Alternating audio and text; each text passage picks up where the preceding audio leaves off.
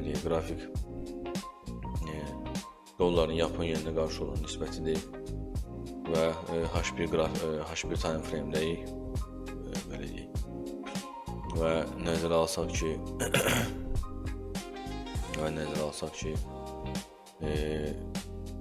ayın 25-i, 25 noyabr 2025-ci ildə texniki analiz eləmişdik dolların Yapon yeninə qarşı olan nisbətini və burada da görə bilərsiniz videoda.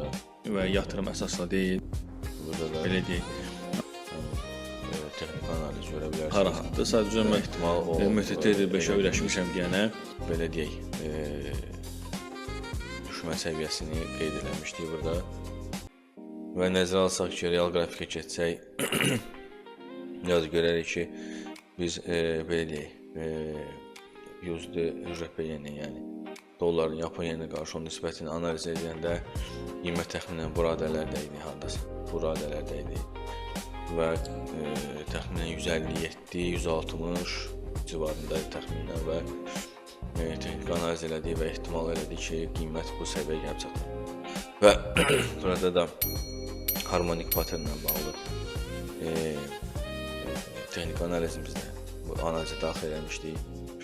Təbii olaraq bunun əsas göstəricisi FIBO səviyyələrindən əsaslanır və FIBO səviyyələrindən nəticələnib, belə deyək, bu səviyyəni biz qeyd eləmişdik ki, qiymət təxminən 155, 287, 155, 155, 463 səviyyəni gəlib çatar və qiymət gördüyünüz kimi demək olar həmin səviyyəyə gəlib çatıb. İndi burada düzü korreksiya eləyib, bu səviyyəni vura da bilər, buradan qalxa da bilər. Artıq o növbəti, belə deyək, texniki analizin əsaslarıdır.